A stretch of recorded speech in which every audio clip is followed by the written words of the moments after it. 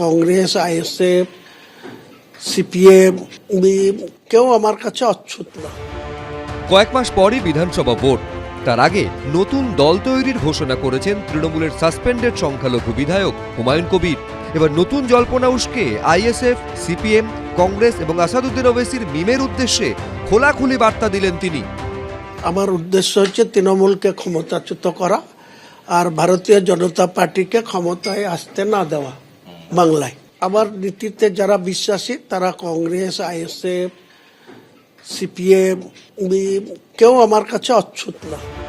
2011 থেকে এ রাজ্যে সংখ্যালঘু ভোট ব্যাংকে কার্যত একচেটিয়া আধিপত্য তৃণমূলের, কিন্তু 2021 সালে 67% সংখ্যালঘু অধ্যুষিত ভাঙড়ে তৃণমূলকে হারিয়ে জয়ী হন আইএসএফ এর নওশাদ সিদ্দিকী। 2023 সালে 68% সংখ্যালঘু অধ্যুষিত সাগরদিঘি বিধানসভা কেন্দ্রের উপনির্বাচনে তৃণমূলকে হারিয়ে দেয় বাম সমর্থিত কংগ্রেস প্রার্থী। এই আবহে হুমায়ুন কবির নতুন দল তৈরির ঘোষণা করার পর থেকেই বারবার প্রশ্ন উঠছে, এমনটা হলে কি তৃণমূলের সংখ্যালঘু ভোট ব্যাংক ভাগ হয়ে যেতে পারে? তাৎপর্যপূর্ণ বিষয় হলো, হুমায়ুনের প্রস্তাবের প্রেক্ষিতে আলোচনার পথ খোলা রেখেছেন আইএসএফ বিধায়ক নওশাদ সিদ্দিকী এবং সিপিএম এর রাজ্য সম্পাদক মোহাম্মদ সেলিম। কোন লক্ষ্য নিয়ে দল করতে চাইছে, কি কি ইস্যুর উপরে কাজ করতে চাইছে, সেইগুলো আমরা অবশ্যই স্টাডি করব, তারপরে নিশ্চিতভাবে বলতে পারবো। তবে অনুরোধ একটা করব, আমাদের এই দল নতুন তৈরি করা বা আলাদা আলাদা করে লড়াই করার সুযোগে তৃণমূল কংগ্রেসের যে ভোটটা বেরিয়ে গিয়েছিল হাত থেকে ফিরে না আবার আসতে সহযোগিতা করে একটা ভুল মেসেজ গিয়ে আমাদের আলাদা আলাদা লড়াই করা বা নতুনভাবে দল তৈরি করাতে বিজেপি না কোনোভাবে লাভবান হয়ে যায়। আমরা বাংলা ভাষার জন্য মানুষকে আবেদন করছি।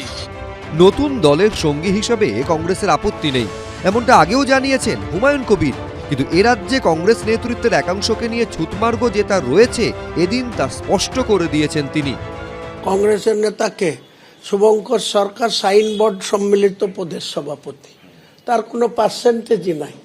তাহলে ওখানে কংগ্রেসের দুজন নেতা আজকের দিনে, এক প্রাক্তন প্রদেশ সভাপতি 5 বারের সাংসদ অধীর রঞ্জন চৌধুরী, মুর্শিদাবাদে তার মাস ভ্যালু আছে, আর একজন হচ্ছে মালদা ঈশা খান। তারা যদি আমার সঙ্গে বসতে চাই আমি নিশ্চয়ই ওয়েলকাম জানাবো। কোন রাজনৈতিক দলের নেতা তার বাক স্বাধীনতা নিয়ে তিনি তার মতো কথা বলতেই পারেন, সেখানে কোথাও বাধা নিষেধ নেই, এটাই সংবিধান বলে। তাই জন্য আমি ধর্মীয় গ্রন্থ পাঠ তো যে যার মতো করেন, আমি কিন্তু সংবিধান পাঠের আয়োজন করেছি, সবাইকে আমরা আহ্বান করছি, কংগ্রেস বাদেও যারা আসতে চান।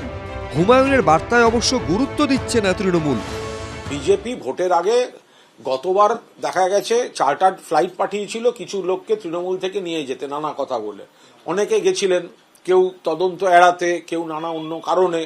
যারা চার্টার্ড ফ্লাইটে গেছিলেন তারা সব পরে ফোন করেছে ভোটের পরে, দিদি ফ্লাইট চাই না, একটা অটো পাঠান, ফিরে যাব। বিজেপিকে হারাতে গেলে একটাই দল তৃণমূল কংগ্রেস, একজন নেত্রী মমতা বন্দ্যোপাধ্যায়, একটাই প্রতীক ঘাসের উপর জোড়া ফুল। শেষ অবধি বিধানসভা ভোটে কে কার হাত ধরবে সেটাই দেখার। কৃষ্ণেন্দু অধিকারী, হিন্দোল দে, এবিপি আনন্দ। এবিপি আনন্দ, এগিয়ে থাকে, এগিয়ে রাখে।